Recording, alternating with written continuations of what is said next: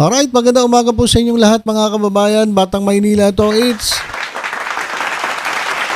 Okay.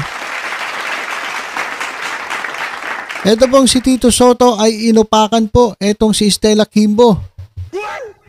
Ito mga kababayan, hindi po literal ha. Baka sabihin nyo naman literal. Si Tito Sen, nananapak ng babae. Hindi po ito literal.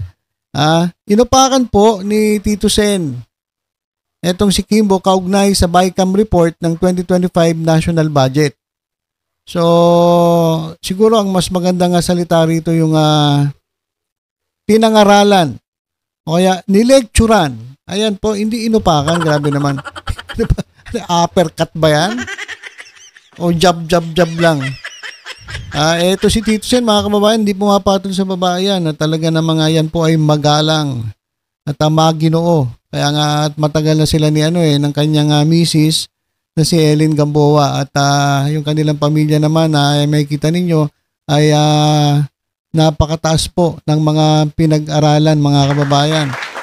So never pong literal na uupakan ni Tito Sen etong si Stella Kimbo. Nilecturan lang mga kababayan, nilecturan lang kasi ito naman kasi si Stella Kimbo ay meron pong statement tungkol po dyan sa General Appropriations Act of 2025. Ito po kasi, basahin na natin itong balita ng Abante News mga kababayan. Ito po sa ating screen. Ayon po kay representative ng Marikina City na si Stella Kimbo. Siya po ay nanindigan. Ito pong acting chairperson ng House Committee on Appropriations na walang itinatago sa 2025 General Appropriations Bill. At hindi umano totoo na may roong mga blanco rito. Pinakita na nga, dami na nga umamin At kahit nga yung Executive Secretary Bersamin sinabi na kung may blanco dyan, wala kaming kinalaman dyan. So, meron talagang blanco. Pero ayon kay Stella Kimbo, wala raw blanco sa 2025 national budget. Pero sa totoo naman wala po talagang blanco doon sa GAA. Doon lang po sa BICAM report may blanco. Sabi po ni Stella Kimbo, the 2025 General Appropriations Act is lawful, valid, and fully enforceable.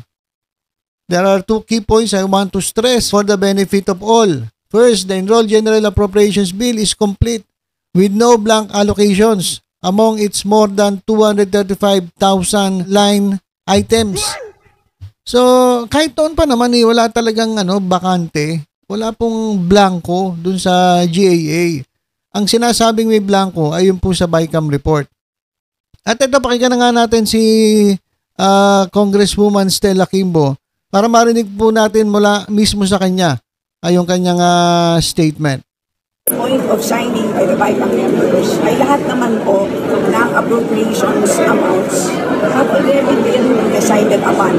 Ibig sabihin, lahat po ng making corrections ng ating technical staff, lahat po yan ay ministerial na lamang. Ibig sabihin, calculator activity na lang po. So, wala na po silang discretion dahil lahat po ay decided na po by the BICAM members at the point of signing. Okay.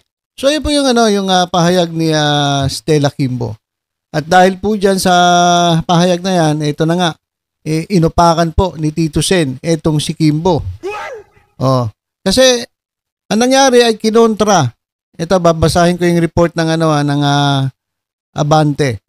Kinontra ni dating Senate President Tito Soto ang sinabi ni Marikina City Representative Stella Kimbo na otorisado ang ministerial corrections ng technical staff ng Kamara at Senado sa Bicameral Conference Committee report ng 2025 national budget. Kasi di ba, kung babalikan natin yung BICAM report ng pambansang budget, ay meron dito mga blank items at walang inilagay na pondo. Ngunit pagdating sa 2025 General Appropriations Act, kumpleto na. So tama naman yung sinasabi nila na walang blanco dun sa GAA. Pero sa BICAM meron. Kaya nagtataka sila, paanong nangyari yon? Sino ang naglagay? Sino ang nag-fill in the blanks? O sabi ni Kimbo, meron lamang mga typographical error at adjustment sa naturang BICAM report na resulta ng amendment ng BICAM panel at binigyang otorisasyon ang technical staff na itama ang mga ito. At sabi pa nga niya ay ministerial lamang nga niya ang pagtatama na ito at wala nang babaguhin. At the point of signing by the BICAM members ay lahat naman po ng appropriations or amounts have already been decided upon. So parang isusulat na lang. Ibig sabihin lahat ng naging corrections ng ating technical staff, lahat po yan ay ministerial na lamang. Ibig sabihin calculator activity na lang po. So lahat po, wala na po silang discretion dahil lahat po ay decided na po by the BICAM members. O yun yung sinasabi ni Kimbo. Pero para naman kay Soto, okay? Ang ministerial corrections ng technical staff ay hindi kailanman pinahihintulutan sa anumang panukalang batas. Kaya sabi ni Tito Sen, marami po dito sa ating mangbabatas, ilan po sa kanila ay kailangang sumailalim sa Parliamentary Rules at Procedures Workshop. Parang sinasabi ni Tito Sen, mag-aral muna kayo. Marami pa pala kayong dapat malaman pagdating sa sa parliamentary rules at procedures. So kinakailangan niyo mag-workshop. Some of our legislators need to undergo parliamentary rules and procedures workshop. Ministerial corrections by technical staff are never allowed in any bill, much more a law. You bring it back to plenary. Ito po yung mga kababayan sa ating screen. Yung ito po mga kababayan. Yan po yung post ni Tito Sen, yan po sa X, dati pong Twitter. So yun na nga, ayon sa Abante, inupakan si Kimbo. Well, ang sabi lang naman ni Tito Sen, nilectural lang naman ni Tito Sen. At sinabihan, nag-advise itong si Tito Sen na mag-aral kayo. Pag-aralan nyo yung parliamentary rules and procedures para hindi kayo nagkakamali.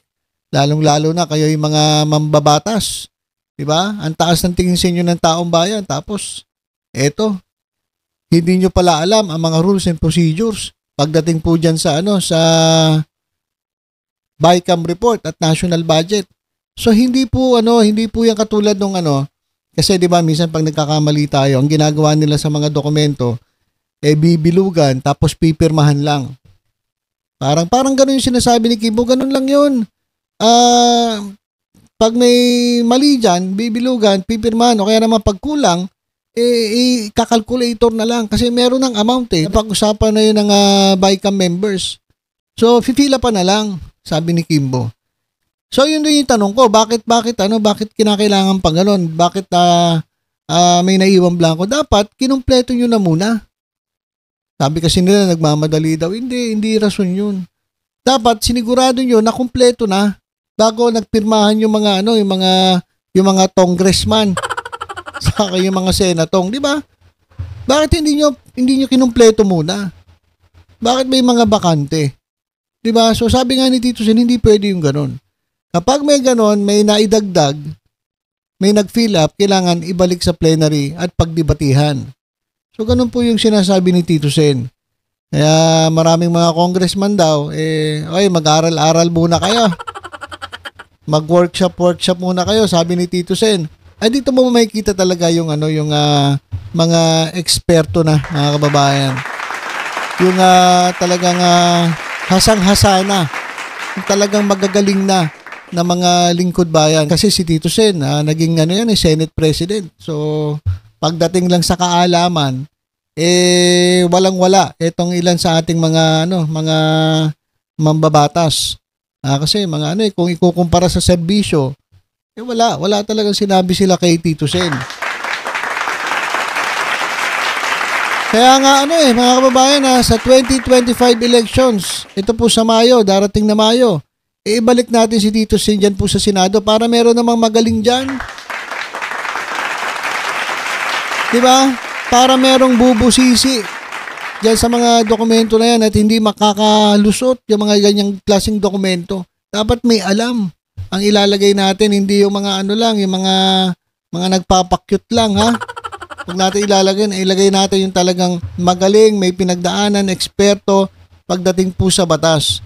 Ayan po si Tito Sen. Kaya wag po natin kalilimutan, ha?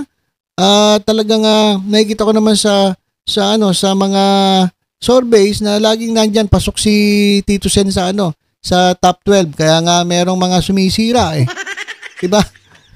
Merong mga bumabanat dyan, may mga ginagawang mga paninira sa mga soto. Wag po kayong magpapa-apekto ron. Ilagay po natin dyan sa Senado yung talagang magagaling katulad ni Tito Sen.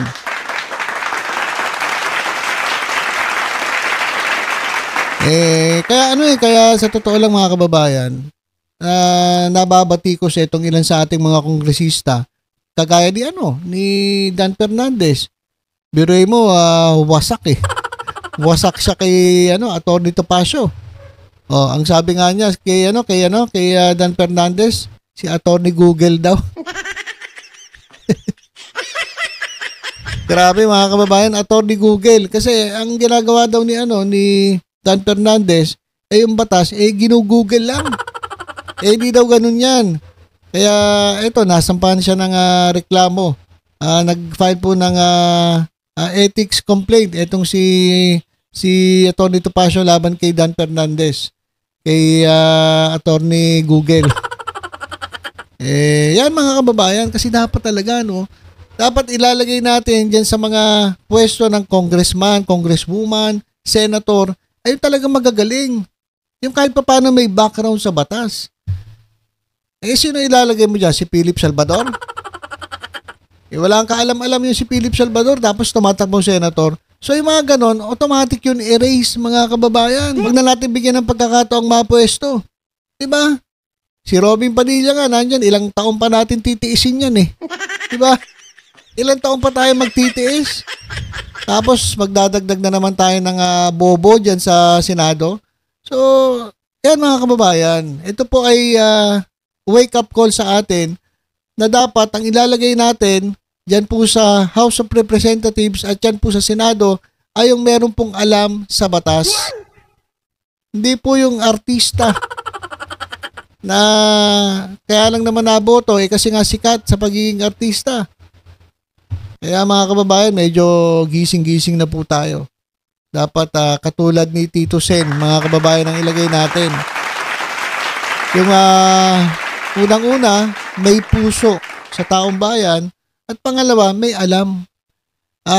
Importante po yun yung puso, saka may utak. At may talino. Yung iba kasi, hindi talino eh. Merong mautak. Wais ba? Wais. Na ang alam lang ay mangurakot at yung maglagay papalduhin ng bulsa.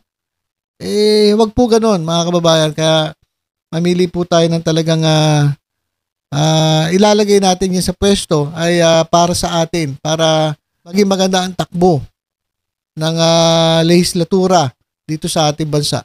Okay, so ilan po muna mga kababayan. Basta tutok-tutok lang po dito sa Batang Maynila to sa iba pang updates. Ingat po tayong lahat. God bless po.